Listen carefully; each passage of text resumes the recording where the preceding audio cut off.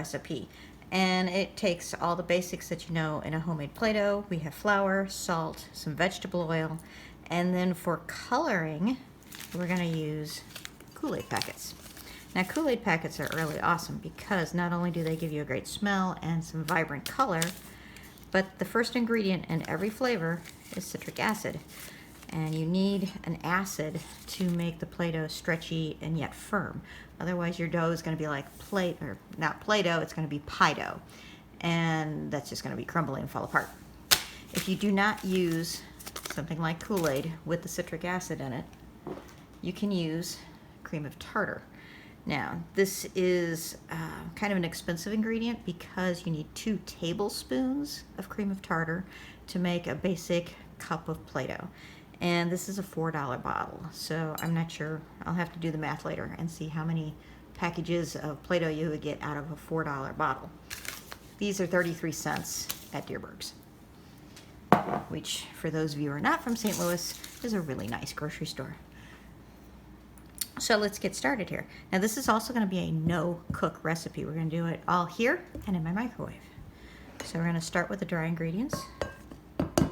Cup of flour, 1/4 cup of salt, and then one of our Kool Aid packets.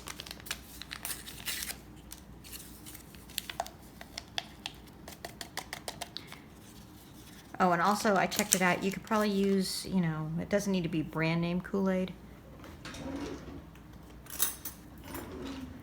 because mainly we're after the coloring and the citric acid. I actually made a package of yellow Play-Doh out of Crystal Light.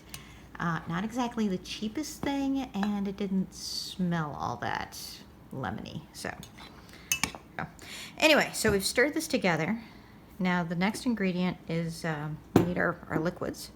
So we're going to put in a tablespoon-ish of oil. This is just a cheap old canola oil. Then our secret ingredient is glycerin, which is not actually an oil, it's kind of sugar-based. So, and we're going to use a 1/2 teaspoon. And this is going to make our Play-Doh shiny and keep it from drying out. So, that will stir. Next, we're going to need a cup of hot water. So you can use hot water out of your tap. I happen to have a hot water tap, so my water is just under boiling. It's great for making tea. But it doesn't really matter, just as long as the water's hot. It's going to help mix all those ingredients in, melt the salt. Everything blends a little smoother. Now you notice it's pretty gooey. It's nowhere near Play-Doh yet. This is more like slime. We're going to nuke it for 30 seconds.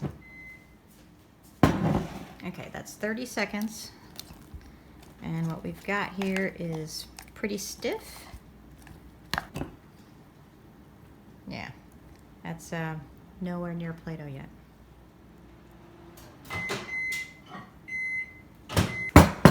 Now, just out of curiosity, see how warm this is.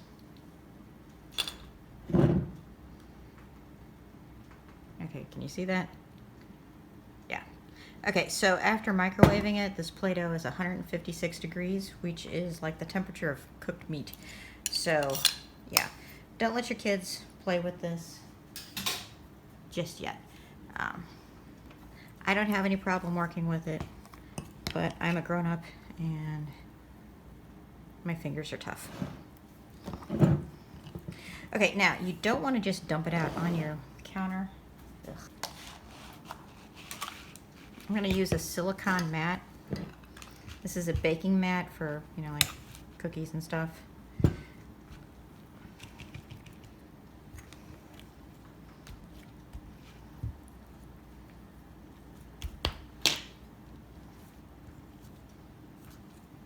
so the Play-Doh that's down near the bottom, ow, yeah, that's pretty hot.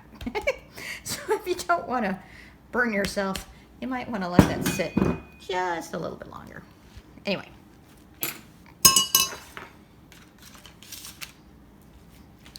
The last step is to just knead it. Now, if you're not familiar with kneading, this is just like working a bread dough. So you want to fold it, flatten it out.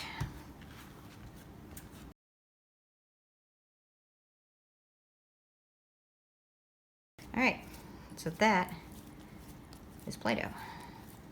I'm gonna let that sit just a little bit more before I let the kids play with it.